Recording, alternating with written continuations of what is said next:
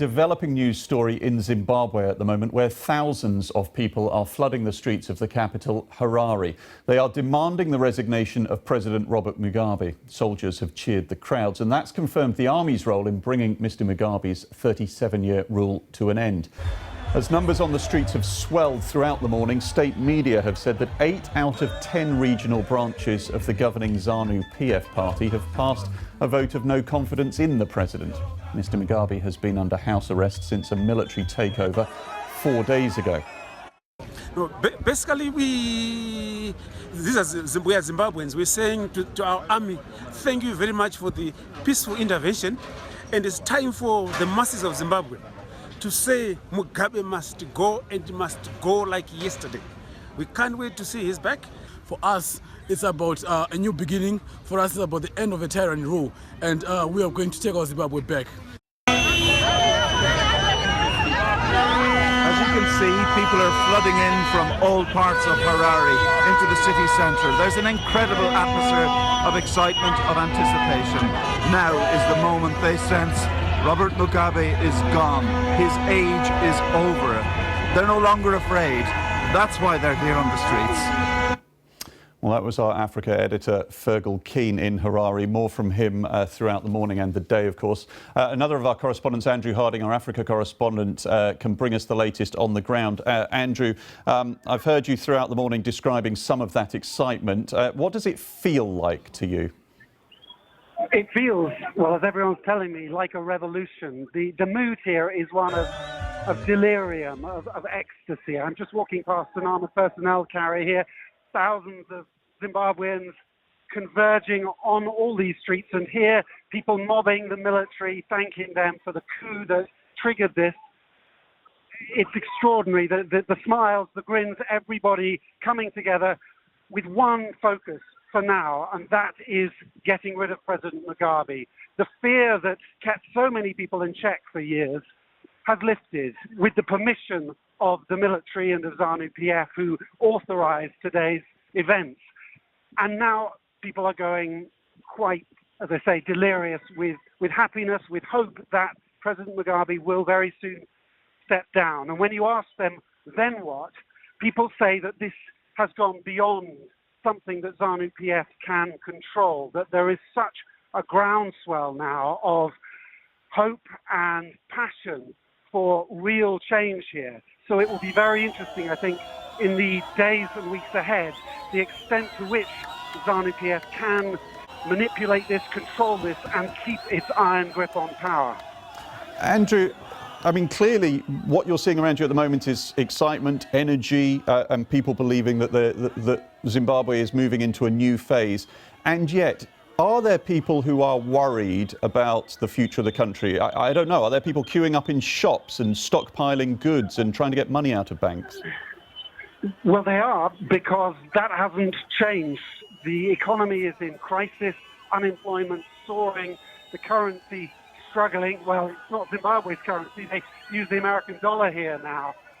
And people are still worried. Those queuing outside banks have not stopped queuing. People are experiencing real hardship here. And whether or not Zanu-PF under new leadership or a more inclusive transitional government can change that fast enough to satisfy people remains to be seen. But I think there will now be a grace period for whatever government takes shape here. I think international investors, international governments who have imposed sanctions on President Mugabe and those close to him will now be rushing in here, hoping they can help push Zimbabwe to open up, to improve its economic performance and to change the lives of millions here. All right, well, Andrew Harding on the streets of Harare. We'll leave it with you for now. Let's go live to also to Zimbabwe, where Ben Brown can bring us the latest. And Ben, if we can talk the politics for a moment. We had the number of Zanu-PF parties, regional branches, 8 out of 10 of them, Ben, now saying that they support this move to try and get rid of the president. That's pretty significant. Yeah, that's hugely significant, Matthew, because you've got Zanu-PF, the ruling party, turning against Robert Mugabe, demanding that he goes. The votes of no confidence in him, also saying they're going to have a meeting of the Central Committee this weekend. And the point is, if he doesn't resign voluntarily, either in the next few hours or in the next couple of days, there's going to be a move to impeach him. There's talk of impeaching him maybe on Tuesday. That would all be put into motion by Zanu-PF itself. So you've got Zanu-PF, his own party, against him now. You've got the military against him. If you walk around the streets here, it's very hard to find anybody who's prepared to say that they want Robert Mugabe to stay as president. He hasn't really got hardly any friends or allies left. So it must be only a matter of time before he goes.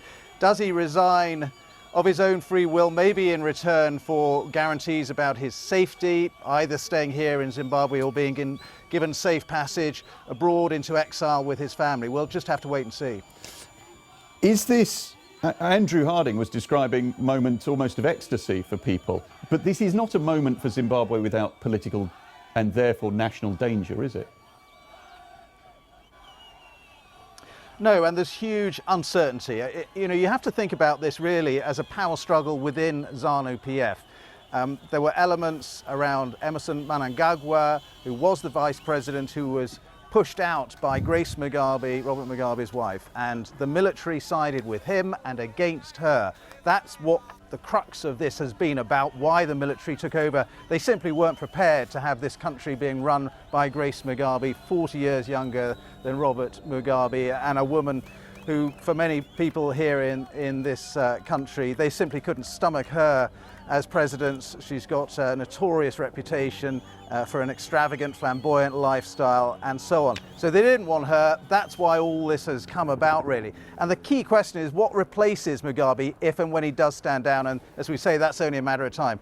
It looks like it would be some sort of national transitional government run by Mnangagwa as president from Zanu-PF, but also critically with members of the opposition, from the opposition MDC, people like Morgan Tsvangirai, who's pretty ill at the moment, but who's been receiving treatment abroad, has now come back into Zimbabwe. He could be Prime Minister, for example, in that transitional government. So it's very early days.